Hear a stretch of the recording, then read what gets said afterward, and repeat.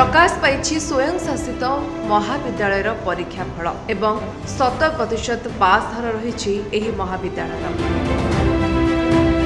नुआपड़ा जिला खड़ियाल स्थित स्वयं शासित महाविद्यालय स्नातक एवं स्नातकोत्तर गुड़िकर परीक्षा फल शनिवार दिन संध्यारे प्रकाशित हो जाइछि। अध्यक्ष डॉक्टर तरुण कुमार प्रधान, परीक्षा नियंत्रक डॉक्टर पद्मलोचन वर्मा, युक्त 2 इंचार्ज प्रशांत कुमार पंडा, अध्यापिका राजलक्ष्मी रथ, डॉक्टर विष्णुदेव सिंह मल्लिक, अध्यापक डॉक्टर रणबीर सिंह, सूर्यकांत ठाकुर, डॉक्टर मोहम्मद यासिन तथा अन्यान्य कर्मचारी उपस्थिति में परीक्षा फल प्रकाश पाई। स्नातकोत्तर पीजी विभाग में समस्त छात्र छात्री 100% पास करिसेंति। स्नातक विभाग में 48.7, कला 74.1 शतकड़ा, वाणिज्य में 50 शतकड़ा, समुदाय 77.1 छात्र छात्री उत्तीर्ण होइछंति। 88.6% छात्री पास करथिबा बेले 72.3 छात्र पास करछंती। सेहीपरि युक्त 2 विज्ञान रे 86%, कला रे 68.5%, कॉमर्स रे 79.6% छात्र छात्री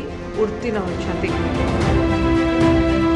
अध्यक्ष समस्त उत्तीर्ण छात्र छात्री को शुभेच्छा जणाइछंती एवं तांकर उज्जवल भविष्य पई कामना करिछंती। Nuapada जिल्लारू Om Prakash Chaudhary report, Vishwavani live.